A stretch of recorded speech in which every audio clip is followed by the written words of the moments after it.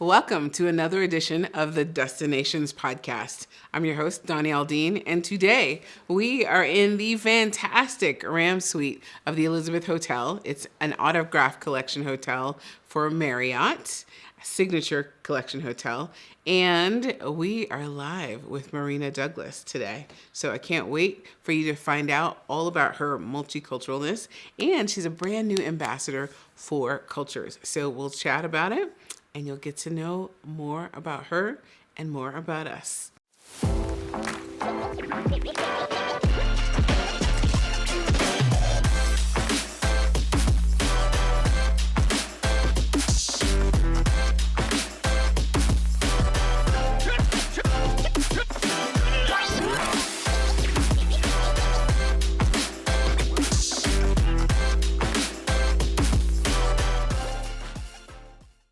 Welcome to the Destinations Podcast with me, Doni Aldine.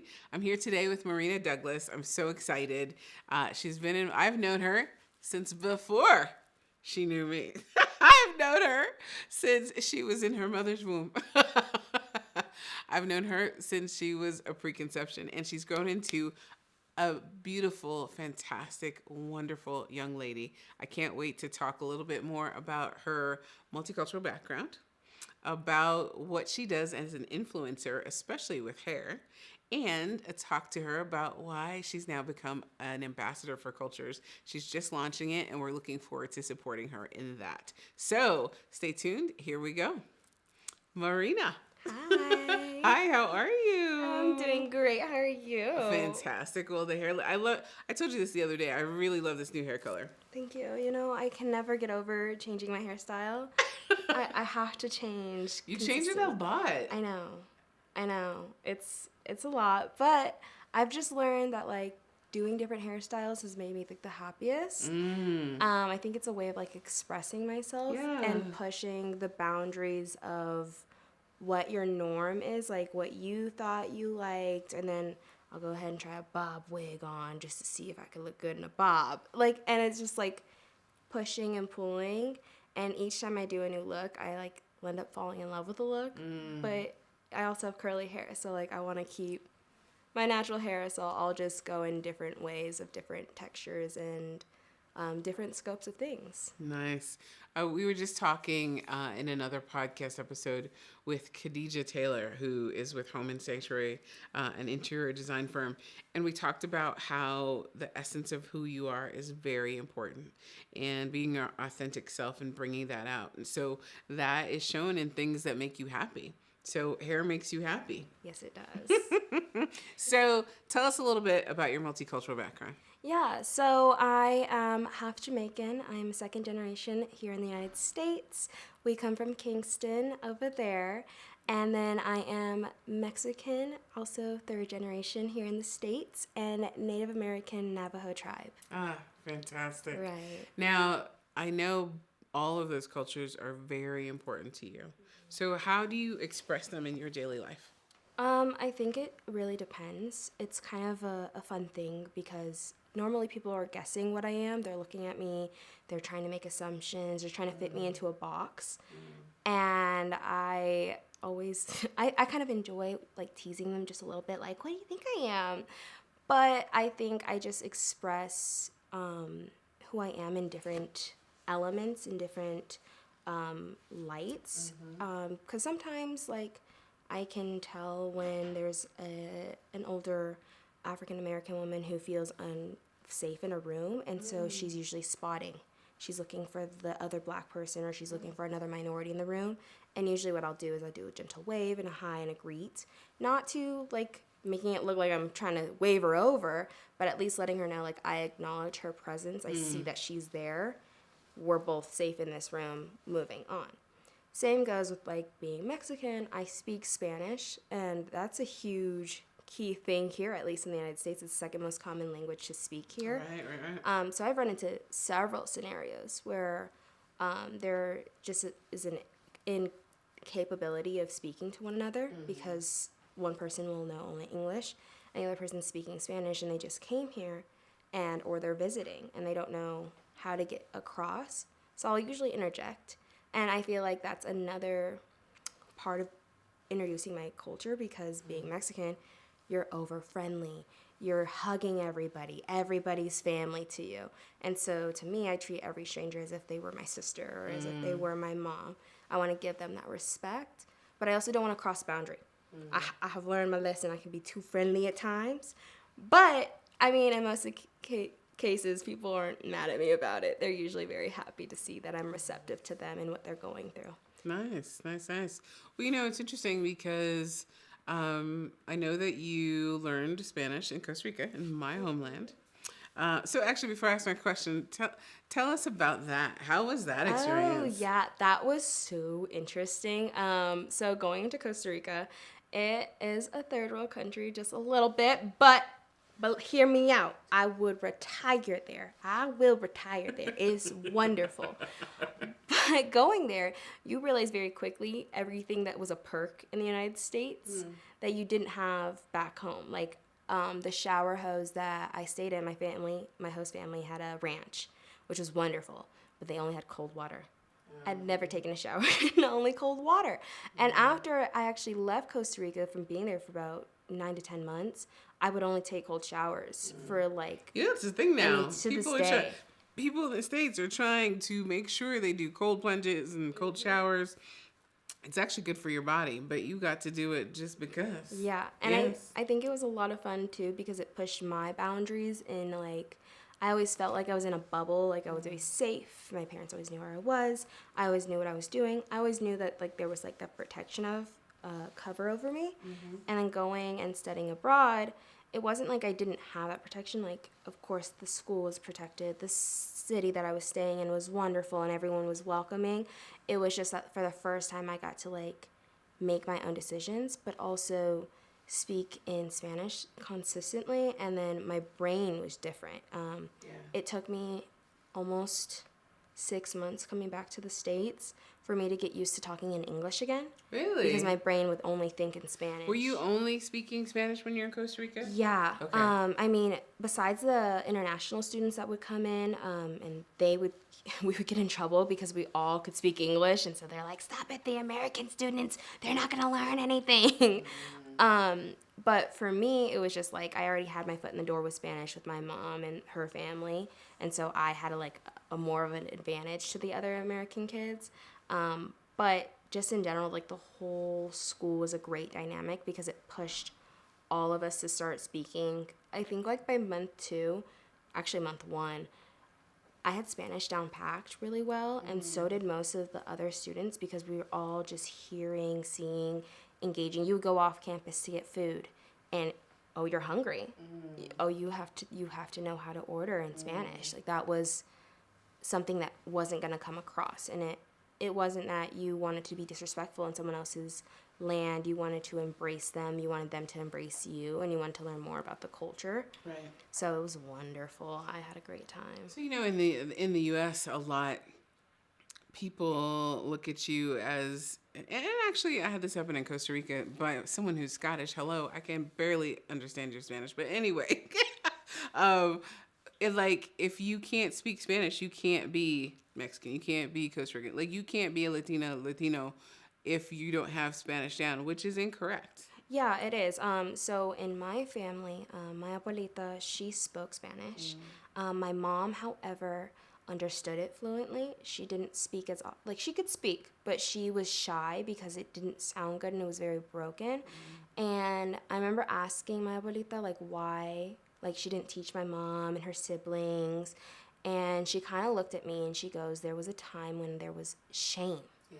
They didn't want the kids to have an accent. And my grandfather had decided to move them to Arvada. And it was a predominantly Caucasian area, which was fine at the time. You know, he was a construction worker, a mechanic, so he got great business and he did a good job there. But they didn't want their kids to go through the hardships that I guess they went through during school. Like, I guess during their time, you know, they were actually, you know, given hits on the hands by their teachers for just speaking their native tongue. So I guess it became a fear factor for them. Right. So when the next generation came, they were like, we'll do anything to make sure that our kids fit in. Right. And I think in doing so, it really pushed my mom and her sisters to like do very well in society, which is probably why me and my sister, we also do well in society, because my mom had this weird way of like, you're gonna follow the sheeps, but also be the dog watcher, be making like headways, taking the lead, taking the ropes of things, because you don't want to be stepped over. And I think that was something my grandparents really wanted them to have, was to not be stepped over. So I think today when you're looking at, I'm Gen Z, unfortunately, guys. I can't help it. But when you look at Gen Z, most of us, like, we're accepting that, maybe our grandparents didn't teach us, or our parents didn't teach us their language, because in the past there was a lot of shame, and they wanted everybody to fit into the shoebox. And whereas today everybody wants to be expressive and show who they are, where they came from, or maybe they even want to break away from their family ties and their roots and become a whole nother person. So it's all about how they want to be perceived, and not caring how someone else is going to perceive them. It's such a thing. And yes, I do remember that time where it was shameful. A lot of people didn't learn their parents' languages. I don't know. I mean, that's why I don't know Spanish, right? I mean, I shouldn't say that's why. I didn't grow up with my father, and I did grow up internationally. So I embraced it, but I chose to learn French instead when I was younger. And, now I lament that decision. Well, I don't lament it. Learned French, and then I went to college in Germany, learned German. But it's so nice to be immersed in Spanish now. I mean, it does, for me, for my heritage, it makes a difference to be able to speak that language, even though some people are like, it's the language of the colonizer. Okay, I get it, but still. It's my father's native tongue, and my entire family, and that really leads to connection for me anyway. So, what were you saying? I was going to agree with you on that one. Yeah. Because, again, I'm biracial. I got a Mexican side, and then I have a Jamaican side.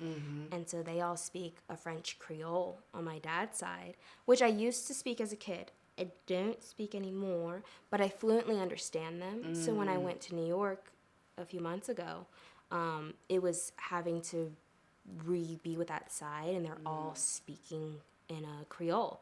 And I'm looking at all of them like, I know what's going on. And then, of course, my cousins who have been surrounded by them are speaking Creole back. And I kind of felt like, oh, it's like a shame feeling. It's not, I'm working on it now. I've been studying a bit more up on it. It's just that it's going to take me time to get it back. Yeah. I understand that completely. Well, I think all of this has led, we already talked about you love hair, but I think it's led you to exploration with your hair. I know that your mom, when you were little, really focused on making sure she knew how to do your hair well, and she was good at it. Yeah. So my mom used to go to Ulta. Twice a year they would run the summer sale and the winter sale, and it would be like 50% off everything. So she would buy like $3,000 worth of products to last 6 months for 2 girls. And so she would stock up. She would get the big, like, the ones you see at salons, like the big, huge tubs. And she would just spend hours learning not only my hair, but learning my sister's texture, because she had my mom had pinned straight hair and could never hold a curl. So when I was born and I had curly hair, it was like everything she dreamt of. So she took very much a lot of pride and care in doing our hair every single day. And then when Marissa was born, my younger sister, her hair texture was completely different from mine, and it was more of a Mexican wave and a long curl, whereas mine was kind of, it wasn't super kinky, but it was like loose big curls. And they were very big ringlets, and mine was coarse, whereas my sister's was more full, but you couldn't tell based on our textures. So one product that could work for me would not work for Marissa. And as time would move on, my mom would have to keep playing with different products every few months. And I didn't realize, like, my mom had, like, this huge thing about hair until I was going to school every single day. And my hair was done up every single day differently. And then when I went on to start doing my own hair, I started doing the same thing. Like, first year of middle school, I wanted to wear my PJs every day. But after that, I kind of started playing with my hair every single day. And one rule that she had was we were never allowed to cut our hair. So until I was 16, my curls went all the way past my behind, and to this day my sister has never cut her hair, so her hair is still past her behind, and it's quite gorgeous. I, however, went for a bob in high school. I wanted a big chop, and I was tired of doing my hair and spending about 2 hours a day every morning on it. So I got to the point where I was just like, okay, let's play with it, because I was so tired of how heavy and long it was, and I would watch my sister do her hair, and she could be done in 30 minutes, whereas I would have to wake up 2 hours before school because my hair wasn't going to do the same thing, and I used to get really upset because if we go to Florida for the summer to go visit our grandparents, her hair was, like, perfect. It looked like she belonged on the beach of Miami, and mine looked like I was Shaka Khan, and I had never touched products for a day in my life. So it was just big and poofy, and I thought I was a poodle all summer. And it took me a while to realize, like, going to humidity and coming from a dry state like Colorado, you buy different products for different places. Yes. We talked about that on this podcast this year. Actually, I think 2 other episodes. Yes, 100%. I mean, for me, every single climate I would go to, I've told the story about when I was in France to when I was in South Korea or Mexico. Every single place, you need different products. Yes. Oh my gosh, so true. Yes. And I think it's kind of funny now because, like, I think I see on a bunch of conditioners now, no parabens, no Sulfates. Yes. And my mom knew about that back in Way back the in day. the day. Like, yeah. she was so on top of it to, like, the point of, like, where now if you, like, came to my house and was in my bathroom, it looks like a beauty salon because I have months, like at least 3 months worth of hair supplies stacked up, and I'll buy them on sale. I'll wait them out. I've got a favorite product that works during certain seasons of the year and other products that don't. So I've learned when I'm traveling, okay, I need this. And when I'm not traveling and I'm staying home and it's winter, I need this lotion or this hydration mask to wear. So it's been I think every single person has a different hair type. And so playing and finding your right hair, it takes time. Takes time. And your hair will change. Just like your sense of taste can change every 7 years, your hair will change every 4 years, is what I say. Like, after 4 years, I swear my curl pattern changes just slightly. Definitely. Yeah. I have 5 different curl patterns. Now I blow it out, so I never really get to see them. However, it was always a challenge for people in the U.S. anyway. In Trinidad, I think they're used to it because Trinidad is an island that, much like Jamaica, like there's a lot of Chinese people in Jamaica. There's a lot of Chinese people in Trinidad. People are always shocked to hear that. Or Arabic people, East Indians. There's more East Indians than anything else in Trinidad. And so when you start getting all those mixtures together, everybody has different hair, right? And so, I've endured but your hair isn't like mine, or your hair isn't right, or whatever. I'm like, whatever. I'm lucky that my hair is easy. I'll tell you that. But it does go back to knowing yourself, knowing your hair, paying attention, and doing what's best for it. So that led you to what you do as an influencer. So tell us a little more about that. What kind of videos you make? So what kind of things do you do? So I am more of a lifestyle content. I do fitness, I do hair and home care, and then I do self-maintenance because I feel like in today's economy, you don't want to go out and spend all that dough. I'd rather keep it. And what was really funny to me is every single person that's met me has been like, you'd be a great social media person. Or every job I've ever had, I'm always the personality hire. I mean, I'm not mad at it. I make people crack up. I like it. I enjoy being the comedic release at work. I'm like, I'm sorry, y'all, a little too tense. Let's ease the room up. But at least because that's how I come across, people are like, you like to break the barrier, you like to break the ice with everyone, you like to make sure everyone feels comfortable. And through screen, you also deliver that same, like, familiarity. You're almost talking directly to the person, even though it might be through a camera.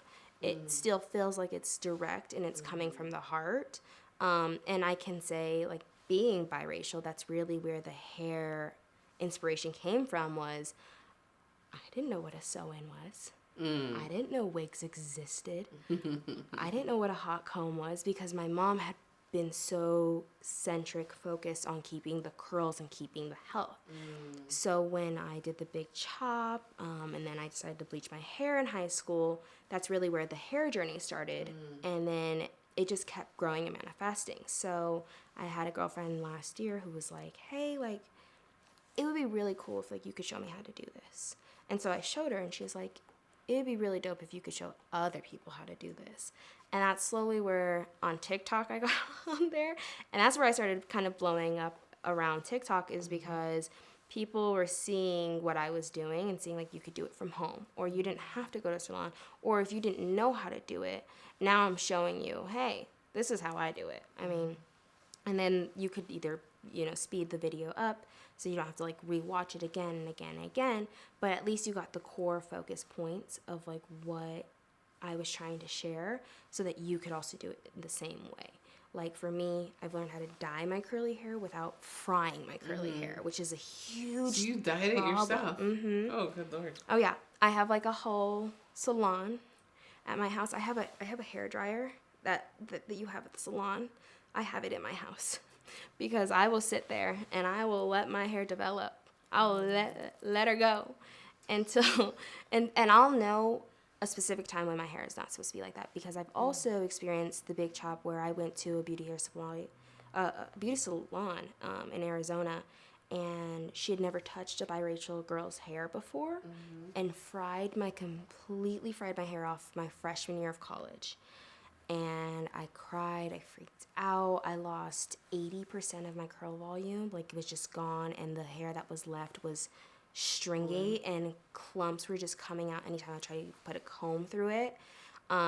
So for the rest of the semester, I wore my hair in like a slick back bun and a clip bun that I bought, and I dyed my hair back to black. And that's when my curly hair journey like really had to restart, because I had to start from the beginning, and I had to go home and show my mom and show my sister the hair that was gone. So in social media, that was when I made my first YouTube video. And in that video, I showed my hair before, my hair during the big chop, and that's when COVID actually came about the following season. I was only a freshman in college for one semester before COVID happened. And so we were locked in our rooms all day, and my curly hair was just growing and growing and growing, and I think just engaging in social media, I didn't want to be a watcher. I wanted to be a creator for people to watch. And so I started posting like week 1, week 2, week 3 updates, or I was doing TikTok dances. I remember doing like the little Doja Cat dance, and every month I was doing it, and my hair was getting longer, and so that grew in huge popularity. And so girls were commenting and saying like, what products are you using? What oil are you using? Do you sleep with a bonnet on? Like, what are you doing so that I can achieve that too? And that's kind of where it grew, and now I'm more lifestyle. I kind of share my fitness routine, my eating habits, and just share my day-to-day life so that people know like everything you see on camera it's almost made to be picture perfect, but in a sense I also show the flaws and imperfections, because they'll watch me dye my eyebrows and I'll get like dye like on my side of my face, and I'm just looking at it like it's gonna stain because I'm not gonna even touch it because I didn't wear gloves and I don't want to get my hands dyed. And so like I'll be sharing that with the audience, and it's kind of like they're learning and while I'm learning, and we're both growing together. So that's kind of how it's all come tied together. Nice. I know you and I talked about, because a lot of people Gen Z know social, but a lot of people don't know it the way you do, like really concentrating on what it takes to grow a channel and develop an audience and a community. I think that's really important. So that's why I'm excited that you are going to be an ambassador for culture. Yes. No, I'm very excited as well. I have some stuff for you too. So tell me what makes you Sorry, I got a little excited. Just trying to hide a face. Tell me what makes you want to be an ambassador for us, and what kind of things you have in mind that you'd like to do. Yeah, so your magazine and cultures in general is all this international. It's sharing different pieces and cultures around the world and uniting it to one place. I feel as though I fit that niche, but I also come from a world where this is like the first real generation talking out loud with like, hey, I'm two or three things, and I want to express and show all of that. Yes. I don't want to fit into like one norm because society thinks I look like that. Whereas like my sister, she could pass as Hawaiian, but me, you could pass as Hawaiian. I could pass as a Blasian. You could pass as Samoan. You don't think so? I think you're pushing it with that one, but thank you. You could like be it. The Rock's daughter. You know, I won't be mad at that one. I'd be an heiress, let me tell you. I wouldn't mind being a Rock's daughter. But I think Cultures has a really good background. It brings something to the table that not a lot of people get to see. And I think in social media today, you're going to see the next wave of influencers kind of be more intellectual about what they're coming and what they're saying. And so you're coming with the facts, you're coming with the truth. But also, I'm starting to see slowly what's coming back is vlogging and blogging. They're both coming back, and people are now turning to those scopes. So I think culture already has that. They're already down packed in that. I think the element, this is something I was telling you earlier, the element that you're missing is you're missing my whole generation. We don't know who you are or what you do, or that you can almost expose the world to a person who's very naive to the world, like a person who's never been to South Africa, has no idea, and like maybe has a stigmatism against going to that continent, or they've heard stories about South Korea and being so close to North Korea that they're scared off. And I think Cultures brings in elements, it brings in people, and it brings in the whole environment of the planet into one big huge space. And I think it'd be very exciting to tie that in, and also everybody wants to feel welcome. And I think that's what Cultures is just a place of welcome. Let me show you what the world has to offer, and you can show me what you have to offer back. Well, I love that you said that. I mean, you really have encapsulated what we do. And it's interesting, and I think you're right. I think you encapsulate a part of our audience that we don't speak to. We do have a lot of, actually our biggest audience is 18 to 24. I'm about to be 25 though. I'm about to age out. But and the next biggest is to 29, right? But these are people who are already abroad, right? Like they have multiple ethnicities, multiple cultures, and they've lived around the world, versus people who may be in a monocultural environment and have those races, those ethnicities within themselves, within their family, within, immigrants in their family, refugees in their family, different cultures that they have to interact with like you do, right? And so that's why I'm excited that you can really bring that aspect to it, right? So I'm looking forward to the things that you say. And then the curly hair thing is a thing. It's a trend now. Everyone wants to have curly curls. But back then, everybody wanted to have a silk press, okay? I remember being in high school. All the girls on my cheer squad had straight hair, and I was rocking the curly hair, and I was just like, I'm not allowed to straighten my hair. I'm only allowed twice a year, and I used it already. So I think that just all ties into how I am today. Yeah. Well, I love who you are today. And I'm excited that you're going to be part of our world. I'm looking forward to seeing what you do. So definitely check out more of Marina Douglas as you see her doing her thing on social media and for Cultures coming up. And she will really show you, okay, Gen Z, we're calling you out. She will show you how to live in full color.